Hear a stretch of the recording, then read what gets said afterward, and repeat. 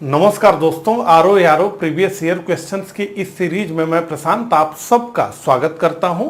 इस लेक्चर में हम डिस्कस करेंगे वर्ल्ड जियोग्राफी से जुड़े हुए प्रश्नों को। इस टॉपिक का ये मेरा तीसरा लेक्चर है। इस टॉपिक के 2 लेक्चर ऑलरेडी इस चैनल पे अपलोड किए जा चुके हैं, जिन्हें अगर अभी तक आपने ना देखा हो तो आप इस चैनल पे चले जाइए। वहां पर आपको आर साल्ट पेपर के नाम से एक प्लेलिस्ट मिलेगी। उस प्लेलिस्ट में इस सीरीज के सभी लेक्चर्स एक क्रम से लगे हुए हैं, तो वहां जाकर के आप उन्हें देख सकते हैं। तो चलिए इसी के साथ इस लेक्चर की शुरुआत करते हैं।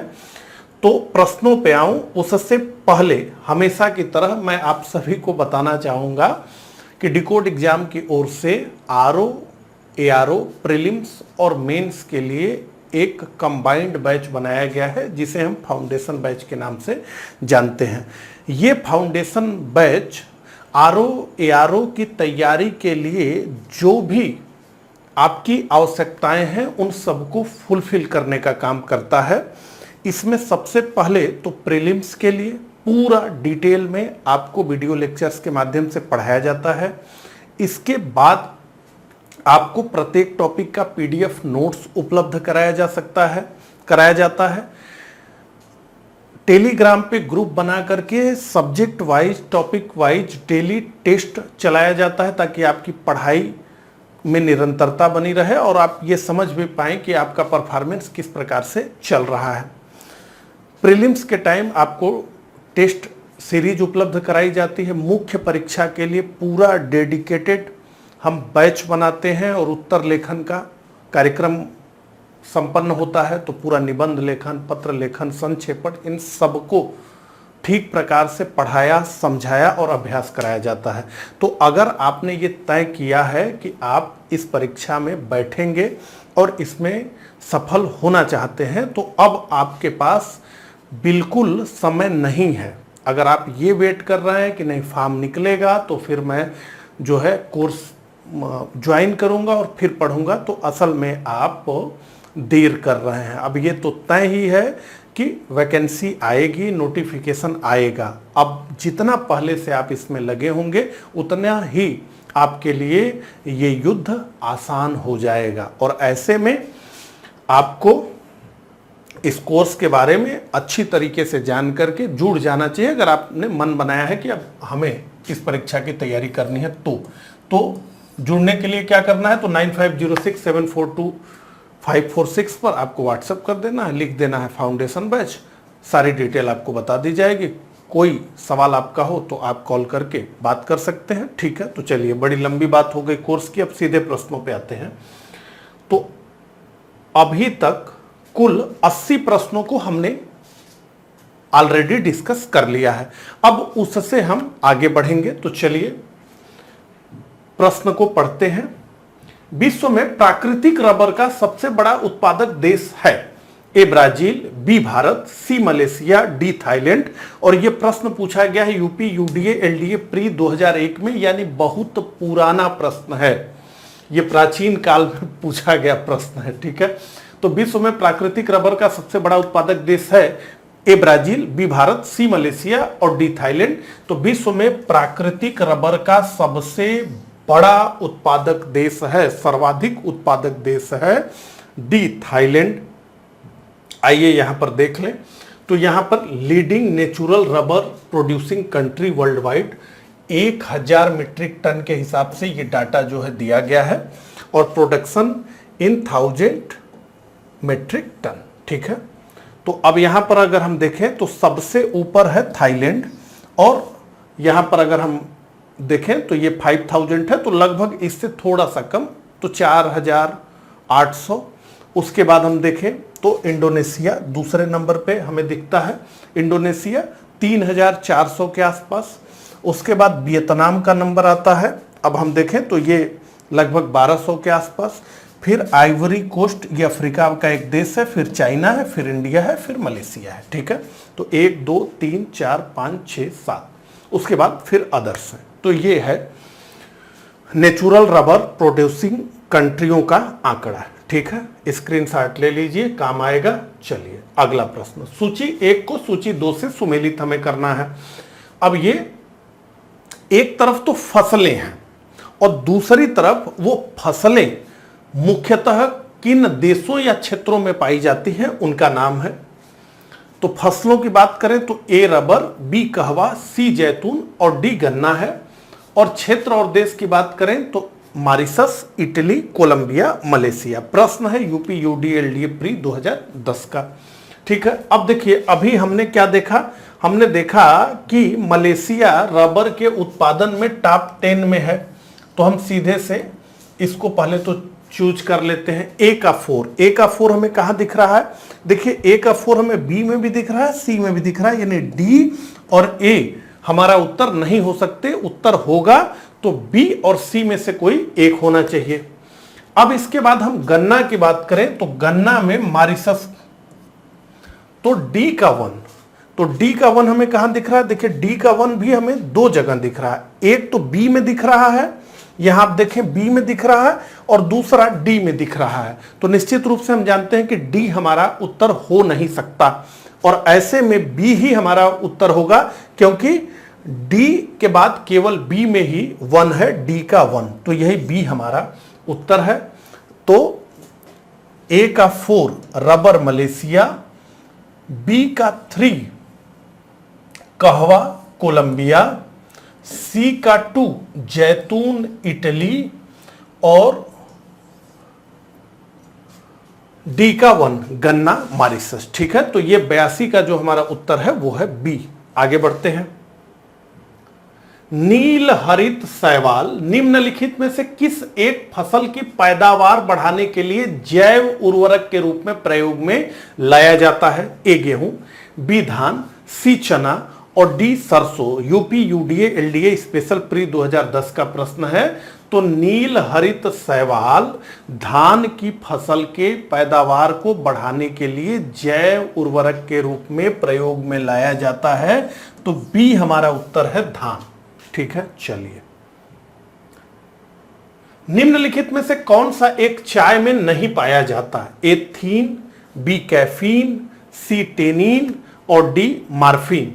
ठीक है, और ये 2010 का प्रश्न है। तो ए बी सी ये तीनों चाय में पाया जाता है, नहीं पाया जाता है तो डी मार्फिन। तो 84 का डी। इस तरह के प्रश्न ज्यादा नहीं पूछे जाएंगे। जियोग्राफी की बात करें या नहीं पूछे गए हैं, ठीक है, तो घबराने वाली बात नहीं है।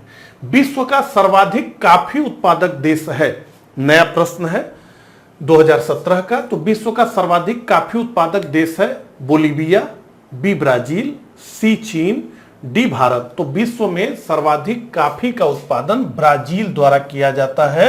85 का हमारा उत्तर है बी। आइए थोड़ा सा आंकड़ों को हम देखें।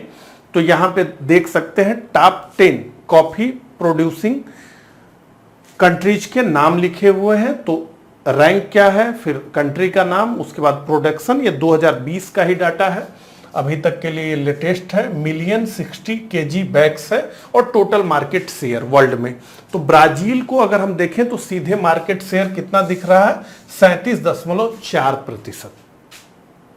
उसके बाद दूसरे नंबर पे वियतनाम 17.1%, तीसरे नंबर पे कोलंबिया 8.4%, उसके बाद इंडोनेशिया 7.1%। भारत को हम देखें तो इसको 7वें नंबर पे रखा गया है। 3.6% भारत का योगदान है विश्व के कुल कॉफी उत्पादन में। ठीक है, चलिए मूंगफली मुख्य फसल है, ए जॉर्जिया की, बी गैम्बिया की, सी घाना की, डी ग्वाटेमाला की। यूपी आरओ मेंस 2013 का प्रश्न है, थोड़ा सा कंफ्यूजिंग है। मुख्य फसल है, इस तरह का प्रश्न वहीं के लिए पूछता है मुख्य फसल का कि मतलब उस देश का नाम हो उस फसल के विश्व के उत्पादन में। ठीक है, लेकिन इस तरह का नहीं है। अब यहां हम देखें तो मूंगफली मुख्य फसल है गैम्बिया की, यानी कि जो कुल एग्रीकल्चर प्रोड्यूस होता है उसमें सबसे बड़ा योगदान मूंगफली का गैम्बिया में होता है। लेकिन इन देशों की अगर हम बात करें जिसमें कि जॉर्जिया है, घाना है, गैम्बिया है, ग्वाटेमाला है, तो इसमें से घाना इन चारों में से सर्वाधिक मूंगफली का उत्पादक देश है। हालांकि मूंगफली का पूरे विश्व में हम शेयर की बात करें, सबसे बड़े उत्पादक की बात करें तो वो है चाइना, वो है चाइना। उसके बाद इंडिया, उसके बाद नाइजीरिया, उसके बाद यूनाइटेड स्टेट, उसके बाद सूडान, उसके बाद सेनेगल। ये यहाँ पे डाटा आपको पूरा जो है दिख रहा है। और ये production value in million metric ton में है, मिलियन में 10 लाख होता है, ठीक है, 1 मिलियन बराबर 10 लाख। तो ये पूरा आंकड़ा है, आप देख सकते हैं चाइना की कितनी ह्यूज बढ़त है। उसके बाद इंडिया है और फिर धीरे धीरे सब फ्लैट होता चला जा रहा है, यानी कम कम होता जा रहा है, ठीक है। चलिए, दुग्ध उत्पादन में किस देश का प्रथम स्थान है? काफी पुराना प्रश्न है, 2003 में पूछा गया। ए चीन, बी भारत, सी संयुक्त राज्य अमेरिका और डी ऑस्ट्रेलिया। तो दुग्ध उत्पादन में निश्चित रूप से भारत का प्रथम स्थान है और काफी बड़े अंतर से भारत का प्रथम स्थान है। भारत के बाद सीधे यूनाइटेड स्टेट ऑफ अमेरिका का नंबर आता है, ठीक है। चलिए, निम्नलिखित में से विश्व में मछली का सबसे बड़ा उत्पादक देश कौन सा है? मछली की बात हो रही है। ए जापान, बी चीन, सी रूस और डी यूएसए। और यह प्रश्न है यूपीआरओ प्री 2021 का, यानी ये बिल्कुल लेटेस्ट प्रश्न है।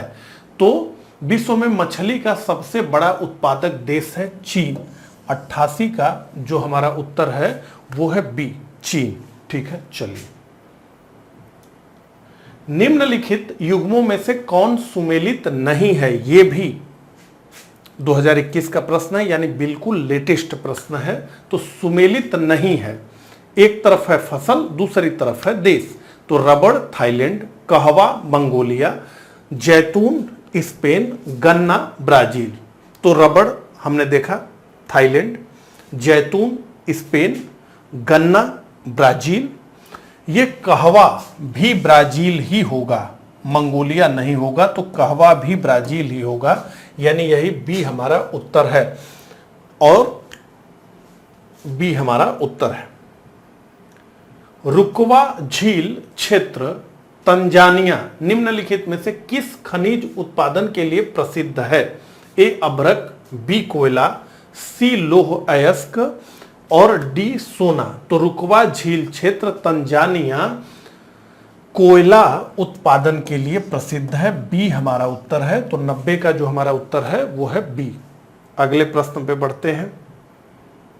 निम्न देशों में से कौन विश्व में लौह अयस्क का बृहत्तम उत्पादक है?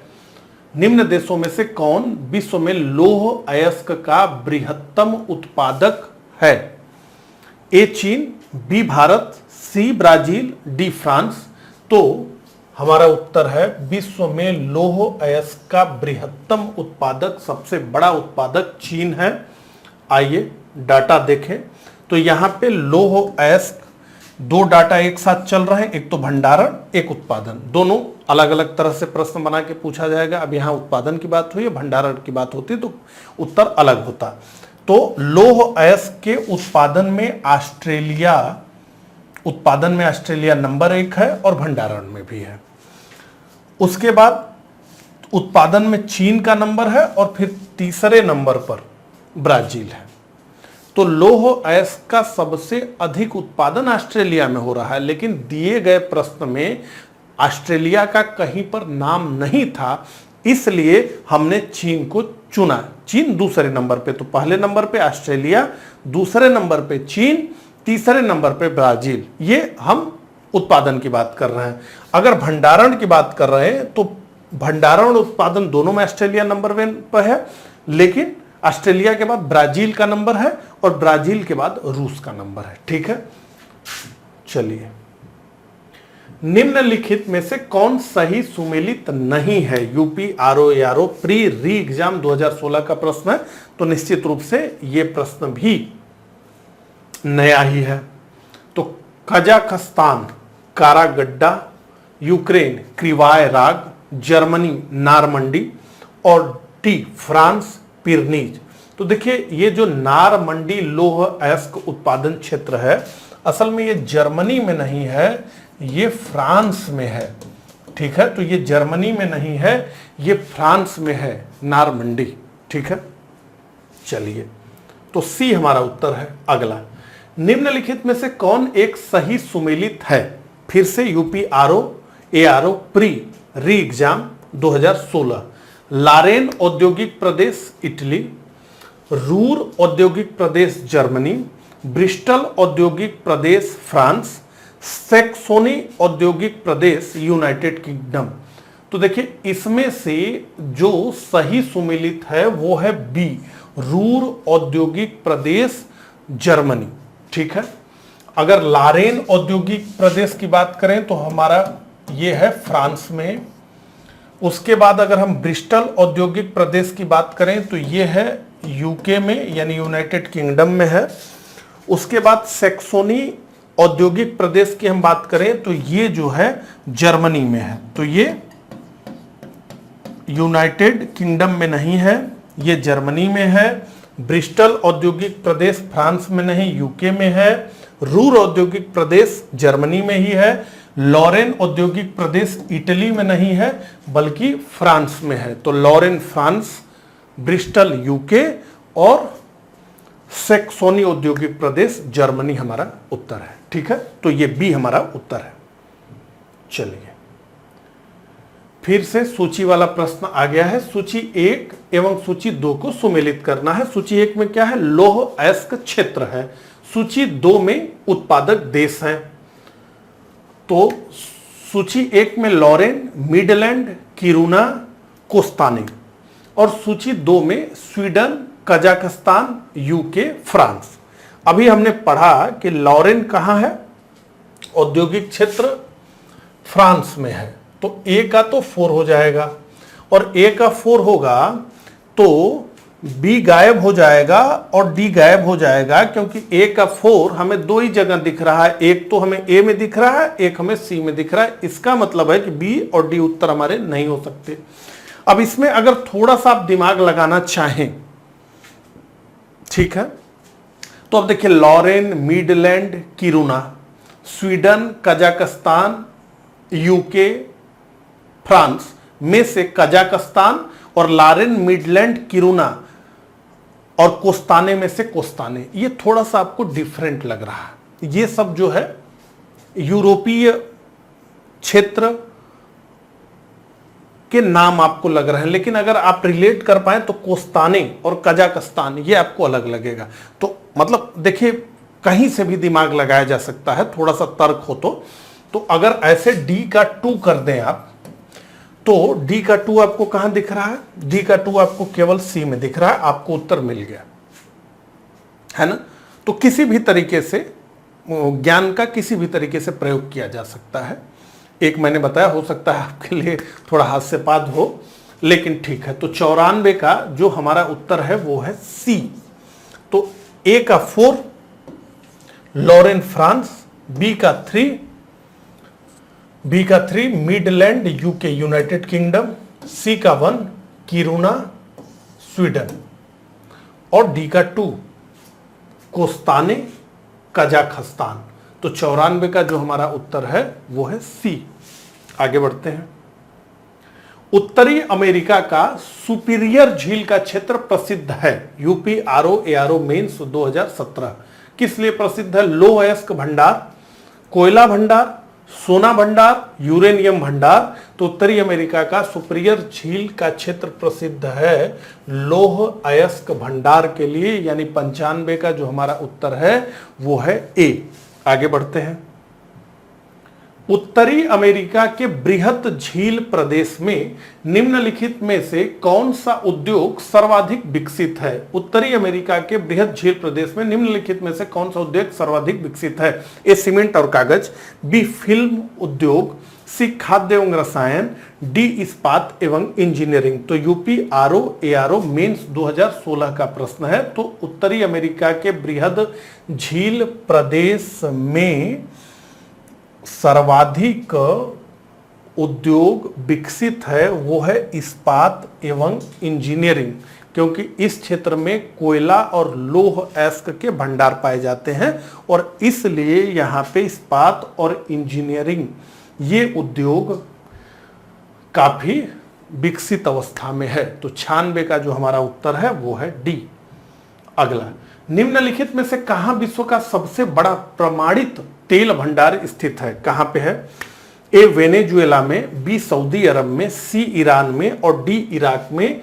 तो विश्व का सबसे बड़ा प्रमाणित तेल भंडार वेनेजुएला में मौजूद है। उसके बाद नंबर आता है सऊदी अरबिया का। ठीक है।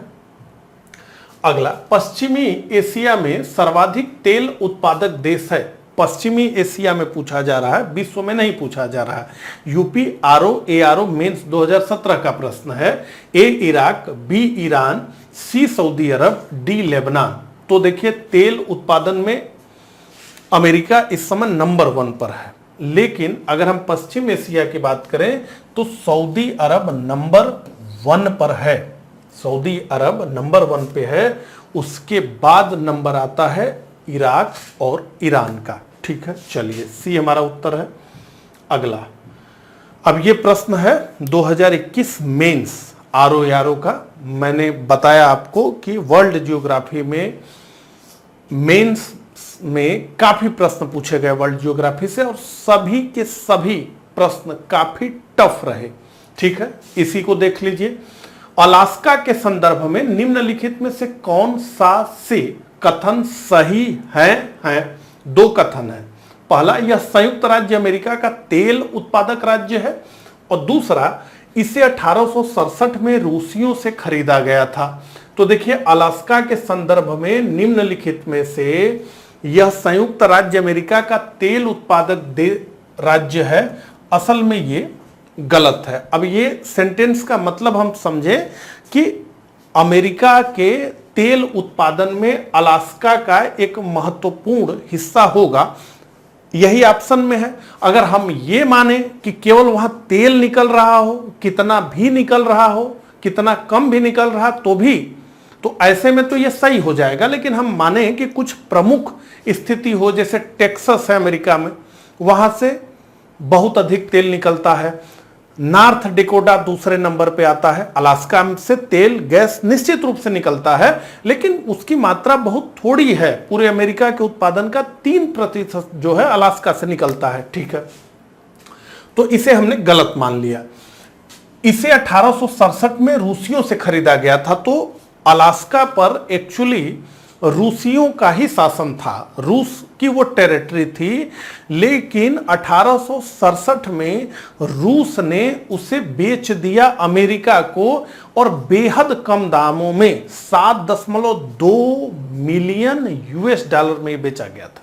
ठीक है, तो दूसरा सही है। ऐसे में केवल 2, बी हमारा उत्तर होगा। बाकी कमेंट करके आप बताइए कि ये पहले ऑप्शन के बारे में आप लोगों का क्या विचार है। अगला, विश्व में बॉक्साइट का बृहत्तम उत्पादक है। तो बॉक्साइट का बृहत्तम उत्पादक कौन है? ए ऑस्ट्रेलिया है, बी ब्राजील, सी चीन, डी भारत। तो विश्व में बॉक्साइट का बृहत्तम उत्पादक देश है ऑस्ट्रेलिया। ए हमारा उत्तर है। आइए थोड़ा सा देख लें। तो यहां पर बॉक्साइट का डाटा दिया गया है।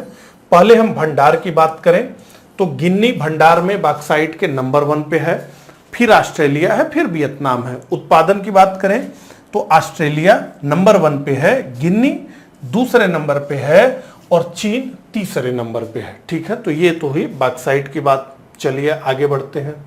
अफ्रीका में सर्वाधिक तांबा उत्पादक देश है। ए दक्षिण अफ्रीका, बी जाम्बिया, सी केन्या, डी तंजानिया। तो ये विश्व में नहीं पूछा जा रहा है, बल्कि अफ्रीका में पूछा जा रहा है। और ऐसे में दक्षिण अफ्रीका, जाम्बिया, केन्या और तंजानिया में से हमारा जो उत्तर है वो है जाम्बिया। तो अफ्रीका में सर्वाधिक तांबा उत्पादक देश था जाम्बिया, क्योंकि ये प्रश्न है 2010 का।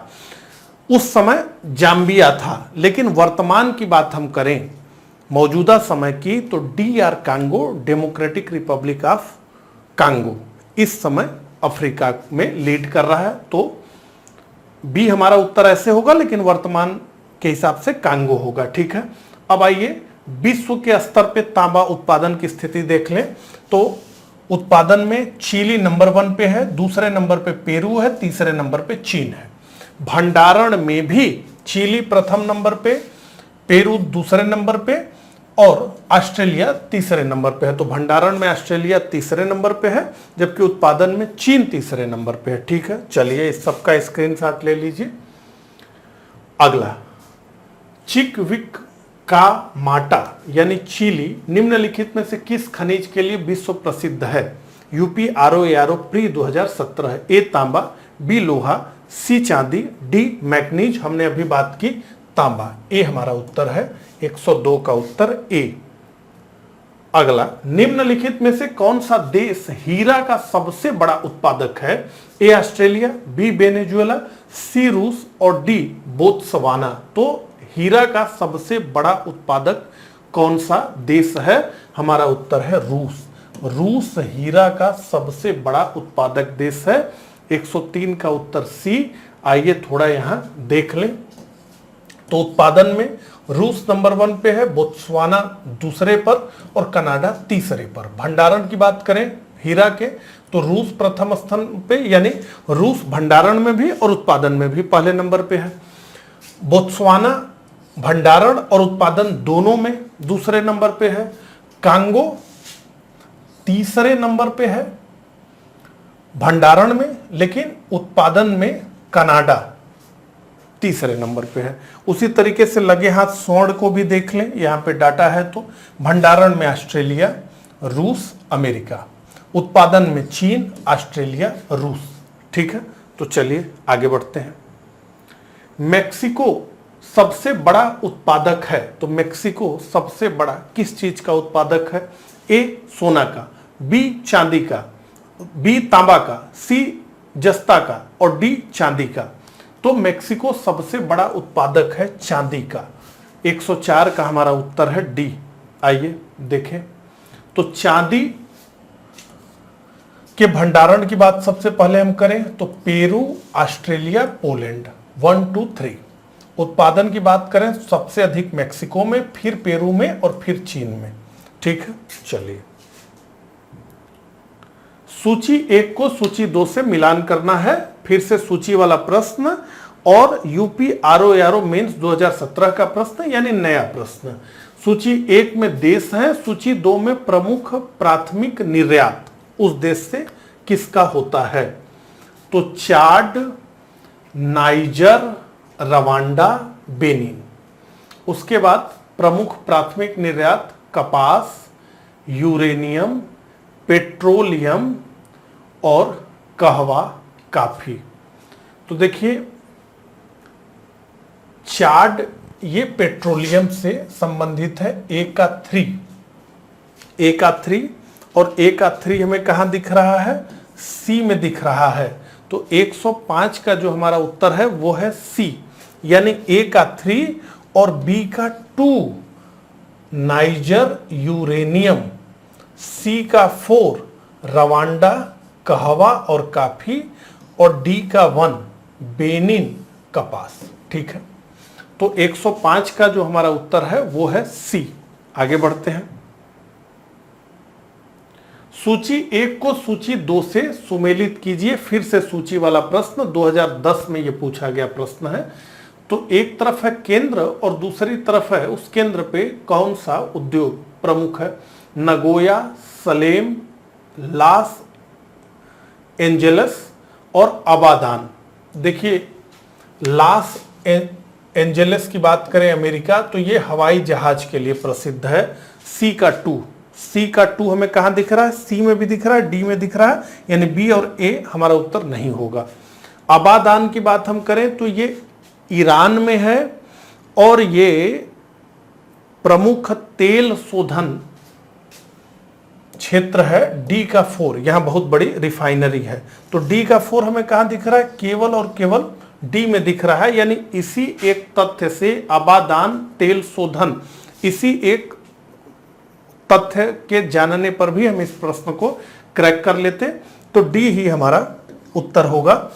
तो ए का 3 नगोया सूती वस्त्र, बी का 1 सलेम लोह अयस्क, सी का 2 लॉस एंजेलस हवाई जहाज और अबादान तेल शोधन। तो 106 का जो हमारा उत्तर है वो है डी।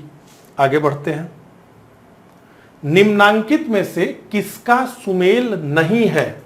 अनसन लोहा तथा इस्पात, ड्रेटायड ऑटोमोबाइल, चेल्याब्रिंग्स पोत निर्माण, मिलान रेशमी वस्त्र। तो यूपी यूडीए एलडीए प्री 2001 में ये पूछा गया प्रश्न है। तो देखिए निम्नांकित में से चेल्याब्रिंग्स पोत निर्माण असल में ये सही सुमेलित नहीं है। चेल्याब्रिंग्स धातु और सैन्य मशीनरी के उद्योग के लिए प्रसिद्ध है।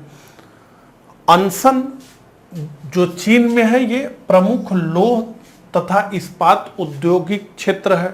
डेट्रायट की बात हम करें जो कि यूएसए में है, अमेरिका में है, तो ये ऑटोमोबाइल क्षेत्र से है।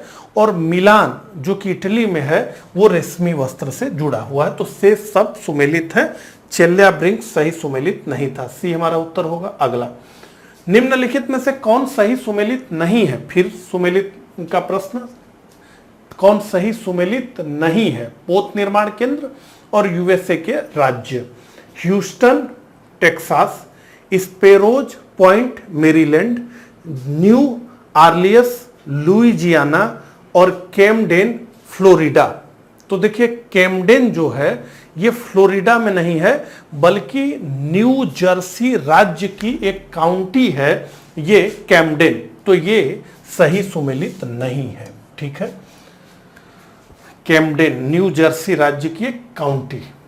अगला, निम्न देशों में से ऊन का सबसे बड़ा उत्पादक देश कौन सा है? ए चीन, बी संयुक्त राज्य अमेरिका, सी ऑस्ट्रेलिया और डी यूनाइटेड किंगडम। तो ऊन का सबसे बड़ा उत्पादक देश, ठीक है, तो ऊन का सबसे बड़ा उत्पादक देश है चीन।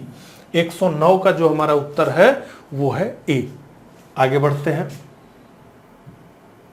निम्नलिखित ऊनी वस्त्र उत्पादक केंद्रों में से कौन जर्मनी से संबंधित है? सेंट पीटर्सबर्ग, वूपरताल, ब्रेडफोर्ड और पेट्रो। तो ऊनी वस्त्र उत्पादक केंद्रों में से जर्मनी से संबंधित है वूपरताल। वूपरताल ये जर्मनी से संबंधित है। अगर हम सेंट पीटर्सबर्ग की बात करें तो ये तो रूस हो गया। ब्रेडफोर्ड की अगर हम बात करें तो ये उत्तरी इंग्लैंड हो गया। और प्रेटो ये इटली से संबंधित हो गया। ठीक है, तो यही वूपरताल जर्मनी। निम्नलिखित में से कौन सा फुटलूज उद्योग का एक उदाहरण है? ए तेल शोधन, बी चीनी, सी सॉफ्टवेयर और डी एल्युमिनियम। पहले तो फुटलूज का मतलब समझ लीजिए, जिसे हिंदी में स्थान स्वतंत्र उद्योग कहते हैं। देखिए किसी भी उद्योग को लगाने के लिए एक आदर्श स्थिति ये मानी जाती है कि वो उद्योग जहां कच्चा माल निकलता हो उसी के आसपास होना चाहिए और परिवहन के साधन अच्छे होने चाहिए। और जब माल बन जाए, प्रोसेस्ड गुड्स निकले, तो उसके लिए बाजार की भी पहुंच हो। ये सारी चीजों को देख करके बनाया जाता है। और इसीलिए हम देखते हैं कि अधिकतर उद्योग रॉ मटेरियल जहां निकलता है उसके आसपास बनते हैं।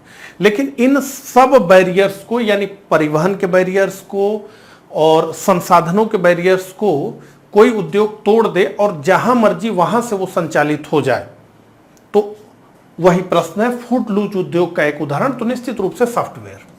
भारत में बैठ करके अमेरिका के आपके सारे क्लाइंट हो सकते हैं, कहीं कोई स्थिति की दिक्कत नहीं, इंटरनेट वगैरह की बस जरूरत होगी, इसके अलावा कोई आपके रास्ते में रुकावट नहीं है। ठीक है, तो सी हमारा उत्तर है। अगला, किस देश में बाजार आधारित लौह एवं इस्पात के कारखाने पाए जाते हैं? यह प्रश्न दो बार पूछा गया, एक तो यूडीएलडीए प्री 2010 में और फिर 2013 में यह प्रश्न दोहरा दिया गया। यहां पर आपको दिख रहा होगा। तो किस देश में बाजार आधारित लौह एवं इस्पात के कारखाने पाए जाते हैं? ए चीन, बी भारत, सी जापान और डी यूनाइटेड किंगडम। तो हम जानते हैं कि जापान में उतने अधिक संसाधन नहीं है और ऐसे में जापान बहुत बड़े पैमाने पे लौह अयस्क खरीदता है, कोयले की खरीदी करता है और अपने कारखानों में स्टील का वो निर्माण करता है, तो वो खरीद करके आता है और कारखानों में उसे जो है स्टील के रूप में बदला जाता है। तो ज़्यादातर जो जापान के कारखाने हैं वो बंदरगाहों के नज़दीक हैं और या तो समुद्र तट के नज़दीक हैं। ठीक है, तो ये बाजार आधारित लोहे एवं इस्पात के कारखाने जापान में पाए जाते हैं। सी हमारा उत्तर है। ठीक है, अगला, नीचे दो कथन दिए गए हैं, एक को अभिकथन ए तथा दूसरे को कारण आर कहा गया है। अभिकथन ए क्या है? संसार में उत्तरीय अटलांटिक नौ परिवहन मार्ग सबसे अधिक व्यस्त समुद्री मार्ग है। कारण आर, वह संसार के दो मुख्य औद्योगिक क्षेत्रों को जोड़ता है। तो उत्तरी अटलांटिक नौ परिवहन मार्ग सबसे अधिक व्यस्त समुद्री मार्ग है क्योंकि वह संसार के दो मुख्य औद्योगिक क्षेत्र, एक तो उत्तरी अमेरिका और दूसरा यूरोप को जोड़ता है। ठीक है, और इसीलिए ये अत्यधिक व्यस्त समुद्री मार्ग है। और ऐसे में ए और आर दोनों सही हैं और आर ए की सही व्याख्या करता है। 113 का उत्तर ए। अगला, पोतभार टनमान की दृष्टि से विश्व का व्यस्ततम बंदरगाह है। A Busan, B Rotterdam, C Singapore और डी संघाई। निश्चित रूप से डी संघाई हमारा उत्तर है। तो 114 का उत्तर है डी, पोतभार टनमान की दृष्टि से विश्व का व्यस्ततम बंदरगाह संघाई चीन है। ठीक है, पाकिस्तान में ग्वादर बंदरगाह निम्नलिखित में से किस प्रांत में स्थित है? यह मेंस में 2021 में पूछा गया अब तक का सर्वाधिक आसान प्रश्न है। ऐसे 2-3 आसान प्रश्न भी थे और काफी प्रश्न ऐसे थे जो कि पूरी तरह से उलझाने वाले थे। ए बलूचिस्तान, बी खैबर पख्तूनवा, सी पंजाब और डी सिंध। तो पाकिस्तान में ग्वादर बंदरगाह बलूचिस्तान में स्थित है और यह बंदरगाह चीन के सहयोग से बनाया जा रहा है। 115 का हमारा उत्तर है ए। मौद्रिक मूल्य की दृष्टि से विश्व का सबसे बड़ा जहाज निर्माता है। ए चीन, बी जापान, सी दक्षिण कोरिया और डी संयुक्त राज्य अमेरिका। तो मौद्रिक मूल्य के दृष्टि से विश्व का सबसे बड़ा जहाज निर्माता 2010-11 में दक्षिण कोरिया था, लेकिन अभी की अगर बात करें तो चीन नंबर 1 पे है। तो अभी की अगर बात करें तो चीन नंबर 1 पे है, लेकिन अगर हम 2010 की बात करें तो दक्षिण कोरिया नंबर 1 पे था। चीन ने अब उसे टेक ओवर कर लिया है। चीन, उसके बाद दक्षिण कोरिया, उसके बाद जापान। ठीक है, चलिए। ग्रैंड बैंक स्थित है। ए उत्तरी अमेरिका के पश्चिमी तट पर, बी पश्चिमी यूरोपीय तट पर, सी उत्तरी अमेरिका के पूर्वी तट पर और डी अफ्रीका के पूर्वी तट पे। तो ग्रैंड बैंक जो कि एक प्रमुख मत्स्य ग्रहण क्षेत्र है, यह उत्तरी अमेरिका के पूर्वी तट पर स्थित है।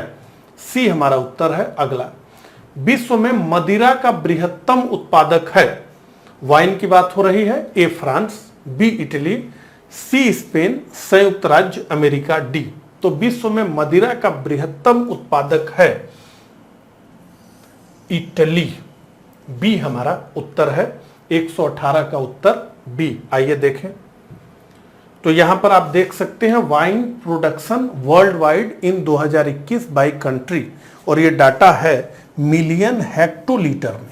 ठीक है, तो हम देख सकते हैं इटली, और इटली के तुरंत बाद फ्रांस, उसके बाद स्पेन, उसके बाद यूनाइटेड स्टेट, फिर ऑस्ट्रेलिया। भारत का स्थान इसमें नहीं दिख रहा है। अगला, चेरनोबिल परमाणु आपदा घटित हुई थी। चेरनोबिल परमाणु आपदा कहां घटित हुई थी? ए फ्रांस में, बी जापान में, सी यूक्रेन में और डी जर्मनी में। तो चेरनोबिल परमाणु आपदा घटित हुई थी यूक्रेन में। हालांकि उस समय यूक्रेन की अपनी स्वतंत्र स्थिति नहीं थी क्योंकि यूएसएसआर अभी टूटा नहीं था। 1986 की ये बात है। तो सोवियत संघ के में यह घटना हुई थी, वर्तमान यूक्रेन। सी हमारा उत्तर है।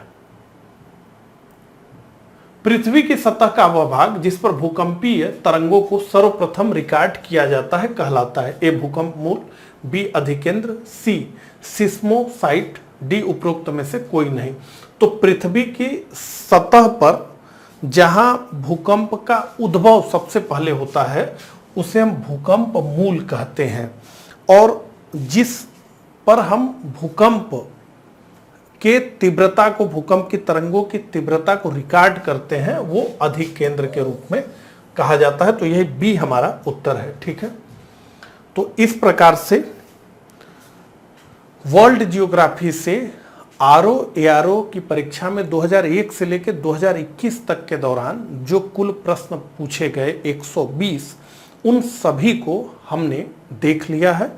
तो मुझे कमेंट करके जरूर बताइएगा कि मेरा ये प्रयास आपको कैसा लगा। मिलता हूं इसी तरह के अगले लेक्चर में, तब तक के लिए आप सभी को नमस्कार, धन्यवाद।